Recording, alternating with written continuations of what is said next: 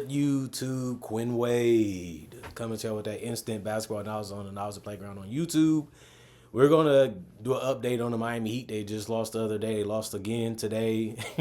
As crazy as that is, this time they lost to the Atlanta Hawks. Neither one of these teams scored 100 points. This was a old school type of game where you're just trying to dribble the clock out, trying to get to the basket, trying to get as many easy shots as you can and try to find a way to get to the finish line with the win. And the Hawks, they are 2-0 versus Miami this season. The Heat still got a chance to tie the series. They play again in 2 days, and they play again after that next month. And that will be the last time they play each other. Both of these teams look like playoff teams throughout the season. Injuries made that a horrible chance for them to make it. They still have a chance to make it. They're going on a little bit of a run, but they have to do it quick as they're piling up losses like crazy now. But the Hawks are 27 and 31 and 13 and 14 at home now. The Heat go down to 26 and 30. They're 14 and 19 away from home. The Hawks won the first quarter, but it was only 23 to 22. They won the second quarter 27 to 20. They stalemated in the third 23 to 23, and they also beat the Heat in the fourth quarter 25 to 21. They basically led the entire game for the most part. And the Hawks, even with all the injuries, the bench really saved them. But we're going to talk about the Heat first. Andrew Wiggins, like I said, this is what you're going to get out of him. He's going to be 18 to 25 points. Some days might get 30 if his shots are falling from the perimeter. He was a minus 17 and plus minus, one personal foul, 3 turnovers, 3 blocks, 1 assist, 4 rebounds, 2 of them was offensive. He was 7 to 7 for the free throw line, 4 of 9 from 3 and 6 of 14 from the field. I mean, he's a quality player. He's a legit starter in this league. He's just one of those players that you always wanted more out of, but he just didn't have the ability to give it to you. It's a dream of what you want him to be, and then it's the reality of what he really is. And a lot of people say, well, he got a quality player back in the trade after losing Schroeder, and they should still be able to be a playoff team. Well, they're going to need Bam, Khalil Ware, and Tyler Hero, and guys off the bench to continue to contribute at a high level if they're going to reach that goal, because their defense is solid. It's just they struggle to score quality buckets, and they struggle to score even decent buckets sometimes. Because Bam Adebayo was 0-2 from 3 tonight. He was 5 of 13 from the field, and a lot of his shots wasn't that difficult. And he was 4-4 from the free throw line, and he had 5 rebounds, and 3 of them was offensive. That's okay for a 37-minute guy tonight. He also had only 1 assist and 2 steals, 4 turnovers, and 1 personal foul, minus 15, and plus minus he had 14 points. And then you had 2 starters that didn't even get in double figures for you tonight, which was Khalil Ware and Davion Mitchell. You still integrating them into the starting lineup and trying to get the best out of them. But Khalil had a solid game. He was 4-7 from the field and 0-2 from 3, and he missed his only free throw attempt. But he had 15 rebounds, and 5 of them was offensive with 3 assists, 1 block, 2 personal fouls, minus 5, and plus minus with 8 points. He's going to do the standard things offensively and defensively that a big man should do. That's why he should be starting. They just take so much weight off Bam Adebayo to do so many things that it just makes sense to continue to go with Khalil Ware, especially when you pair him with Davion Mitchell on the perimeter. He only played 24 minutes, but he was 3 of 6 from the field. He missed every single 3 that he took, and he shot no free throws, but he never was known for his offense. 1 offensive rebound, and that was his only rebound today. He did have 2 assists and 1 steal, 2 turnovers. He was a minus 5 and plus minus with 6 points. And then Tyler Hero, once he has a bad game and he's their best offensive player on the team, if he has an off night, you just losing. He was 4 of 19 from the field. He was 0 of 9 from 3. 3 of 3 from the free throw line. He did have 6 rebounds, but they also held him to 3 assists only. He got 2 steals, and he ended up having 4 turnovers by the end of the night.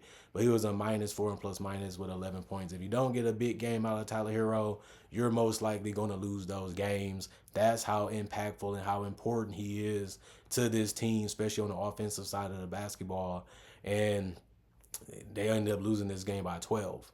Duncan Robinson 1 of 6 from the field, 1 of 5 from 3, 3 rebounds, 2 assists, 1 steal, 3 turnovers, 1 personal foul, plus 3 and plus minus 3 points.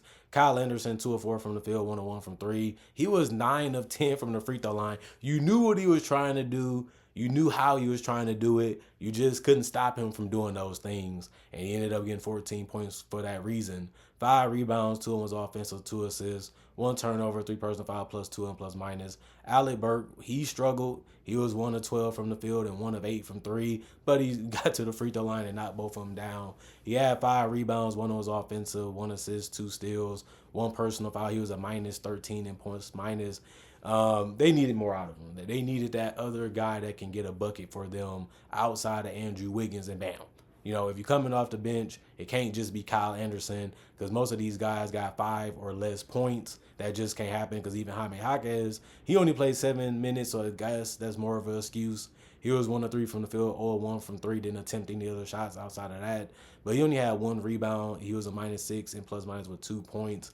They just collapsed. They just don't have enough consistently to be able to win games, and that's going to be their problem trying to close out this season. The rest of the guys did not play, coach's decision, injury, or they having personal matters.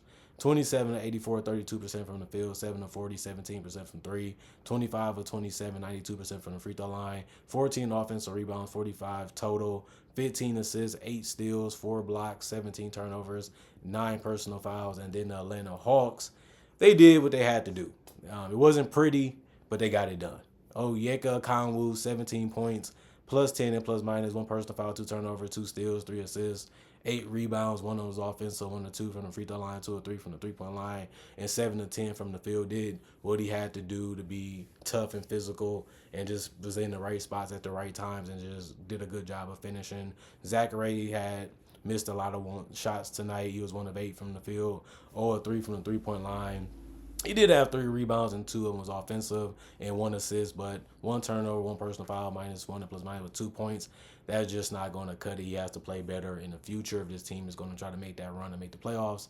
Muhammad, he ended up going 4 of 6 from the field and 1 of 3 from the 3-point line. He did grab 3 boards and had 3 assists in a block, and he finished with 2 turnovers and 1 personal foul. He was a plus 7 and plus minus with 9 points. Those was the only 2 guys that were starters that didn't get in double figures. And it held Trae Young in check offensively. He was 0 of 7 from 3. He was 4 of 14 from the field. Some he just missed. And he just moved on after that and kept his teammates involved for the most part. He was 3 of 3 from the free throw line, finished with 11 points, still got the double-double because he had 14 assists, and he had 3 rebounds and on a block, 4 turnovers, 2 personal fouls, and was a plus 26 and plus minus, and that led his team tonight. Dyson Daniels added more moves to be able to get to the paint, added more different type of shots to his game. It's good because they're going to need him to do that.